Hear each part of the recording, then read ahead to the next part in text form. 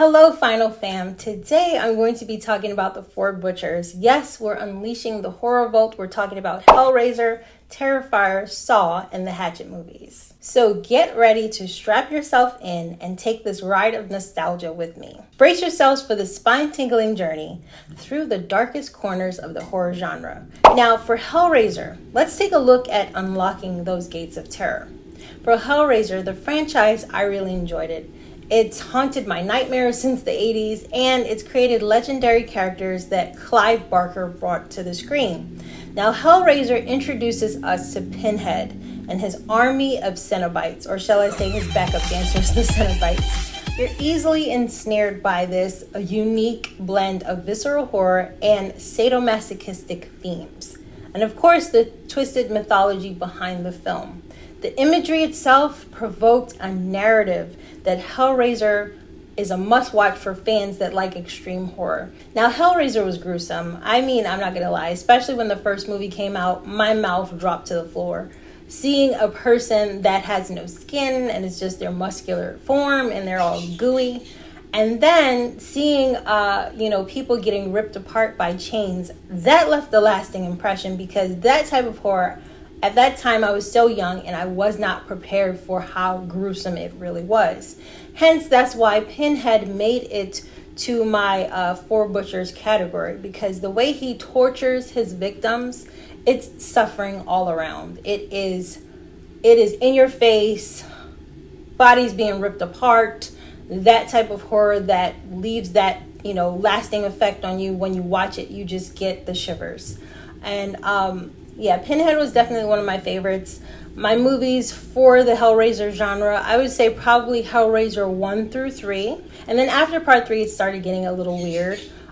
They've made like Hellworld and different types of Hellraisers over the time. And honestly, I thought it was okay. Hey guys, so you'll have to forgive me right now. I'm actually with my pet Mango. He won't let me film alone today. So regarding the movie is about Frank and Larry Cotton. And basically within the movie, Larry has moved on with Julia, and Julia was actually having an affair with Frank back in the day. So they're brothers, and Frank passed away, and Julia is now moved into a new home with her husband, Larry, and they're living their life. And regarding Larry, you can tell Julia is very unhappy in her marriage. She's not satisfied. So she actually stumbles into the attic one day, and she finds this puzzle box. And the puzzle box, she found out that Frank is on the other side in hell, and he is dealing, she's dealing with all these emotions that, she can get Frank back. So Frank comes back and he appears as this monstrous creature, and basically everything goes south from there when he comes back to town. He is, he doesn't have any skin. He's just flesh and muscle. And the scene where he is like growing bones and skin and eyes, that scene is so crazy. I think for special effects, it was pretty magical to see that type of thing on screen. And it was just really cool to see because the practical effects were so good back then. I mean, give the people their props. They had to film like a particular way to get that particular scene done, which I think was interesting. So after Hellraiser, there was Hellraiser 2 and 3, and I really liked those movies. There was Hellbound, which was number 2, and After Hellseeker, there was Inferno, and then after Inferno, there was Revelations and Hellworld and Debtor, and then the last one was Judgment. And of course, they remade Hellraiser again in 2022, which I didn't get to watch it yet. Honestly, I'm not excited about it. I generally don't like remakes, but if that's the case, so be it. But like I said, I just thought that they were predictable at a certain point, and it just didn't do it for me anymore. But I'll check out 2022 and see what it has to say. Like I said, I'm not a fan of remakes. I really take those with a grain of salt and go at them with caution, because those type of movies, they always leave something out, or they try to Hollywoodize it too much and it loses its luster. But I really loved Ashley Lawrence, at least in the first 3, because I thought her character, she's a scream queen, absolutely through and through. Ashley is a great actress, and she made you feel it for her character because she was fighting with all she had left. So I really enjoyed at least the first three Hellraisers. So now we're moving on to talk about the Saw movies. Now, Jigsaw is the man, okay? Especially when it comes to these elaborate traps.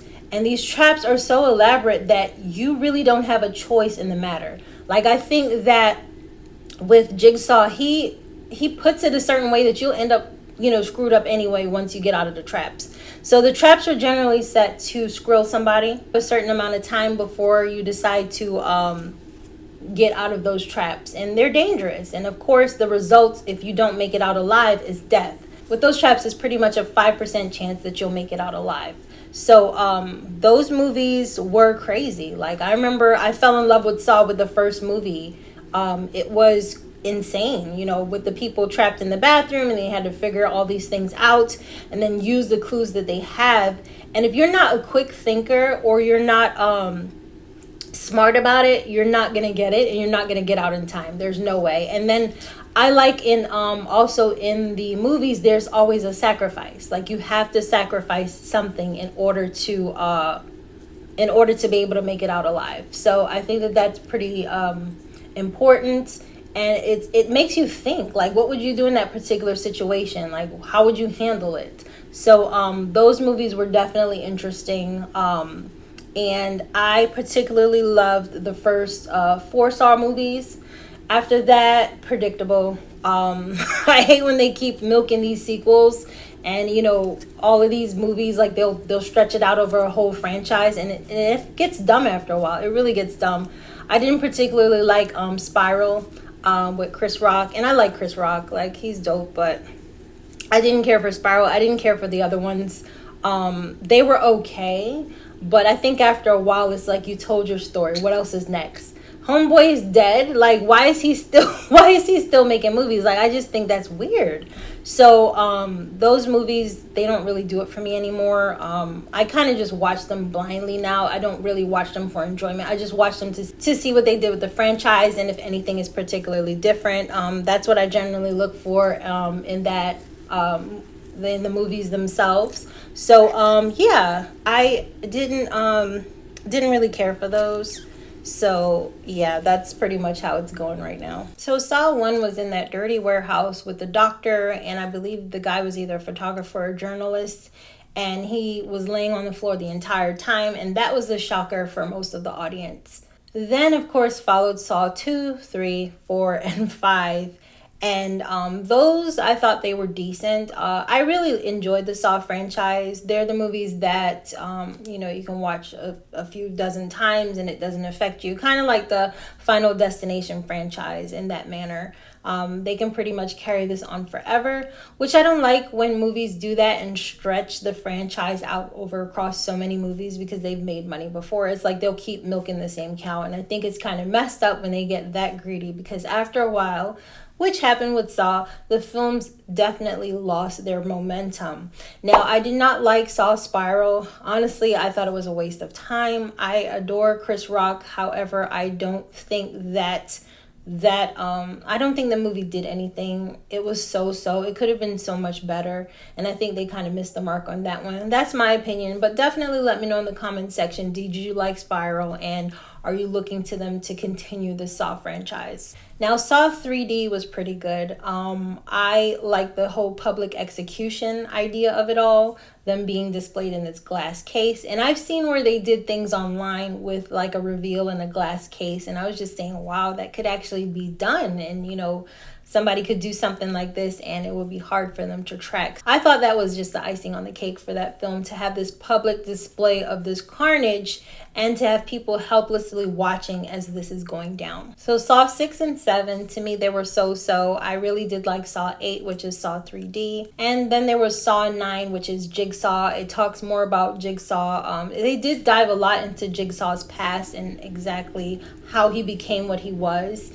And for him to have these proteges even after his death is insane to me. Like, he has a cult following in a sense of people trying to get others to do good. I mean, deep down inside, even though it's twisted, Jigsaw does have his moral code so to speak, and he wants people to do right. He wants people to understand what they're doing is corrupt and wrong, and he's trying to bring them to justice in his own twisted sense, or his own twisted way. Then, of course, you're going to have Saw X, which is going to be released, I think, sometime this year.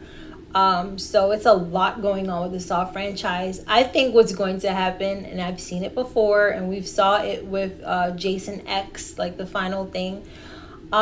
These movies, when they get up to a certain point, as with like probably Fast and the Furious and others, when they get to 10, what they tend to do is reboot the whole thing again to milk that poor cow over and over again until they get more money. And I think it's ridiculous. Like, I think once you've done a movie so far and you have 10 films, stop. I don't even think it should make it to 10. Like, I think if you do 5 to 6 solid films, then you should just leave it at that. Don't keep going and going, because what happens is people they don't respect the films anymore. You get to a certain point where it's just honestly nonsense that they're shoveling, and it's not cinematic genius, and it doesn't make any sense anymore, and the main characters are gone. So why are you keeping this whole boat afloat? Why? Just let it go. So that's my opinion with certain franchises. They go too far. Now, the Hatchet series is a love letter classic to the slashers. For example, if you're a slasher enthusiast, Hatchet is a bloody good time. Now, the Hatchet movies had Hatchet 1, 2, 3, and 4. And all of the Hatchet movies I liked. I didn't have any problems with them. They were super gory and fun. You could actually laugh at them. And of course, it starred Danielle Harris in a few of them. She is an ultimate scream queen. She's been in Halloween and several other scary movies, so I appreciate Danielle for that. Now, Hatchet is Kane Hodder, and we've seen Kane in quite a few movies. He's famous for playing Jason and other thrillers and movies. He's a big guy, and when you see him coming, people move out of the way because he's terrifying. So in the swamps of New Orleans, Louisiana, the franchise becomes unstoppable with Victor Crowley. He is a deformed, vengeful killer with over-the-top gore, dark humor, nostalgic nods to horror, and Hatchet brings you this spirit of slashers with a fresh modern twist. So it's gruesome. So get ready for a gruesome ride in the bayou when you watch the Hatchet series. And then, of course, you have the Terrifier movies. There's only been 2 movies, but there's going to be rumored to be a third one, of course. I loved the first Terrifier movie. Basically, the premise was about 2 friends. It was Halloween night. They were walking home after, I think they were at the bar or the club. And he basically eviscerates these women. It's insane. Like, the movies are insane. The second one, not so much. I really didn't particularly care about the supernatural element in there. I'm not quite sure where they were going. I thought it was okay. On a scale of 1 through 10, I'll probably give it a solid 5 or 6. Because that supernatural element I found to be weird, especially applied to this particular genre.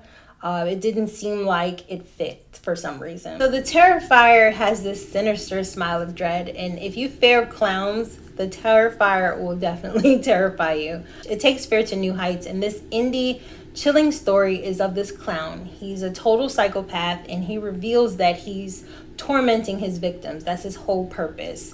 And it's relentless, it's bone-chilling, it's suspenseful, it's truly terrifying, and the performance is by David Howard Thornton. He's Art the Clown. So brace yourselves in this, because it's raw, it's brutal, it's nightmarish, it has that nightmarish feel, and it has macabre element. So for these movies I've discussed, turn the lights out, get your popcorn ready. If you're a fan of sadistic demons, psychotic clowns, mind-bending puzzles, or classic slasher mayhem, these horror franchises are bound to satisfy your thirst for terror. So from chilling depths like Hellraiser to the relentless horror of the Terrifier, these twisted games of Saw, the swampy slayings, and Hatchet, these are the movies that offer this thrilling and terrifying experience like no other. So tell me in the comments below which of these franchises send shivers down your spine, and I'll see you in the next video.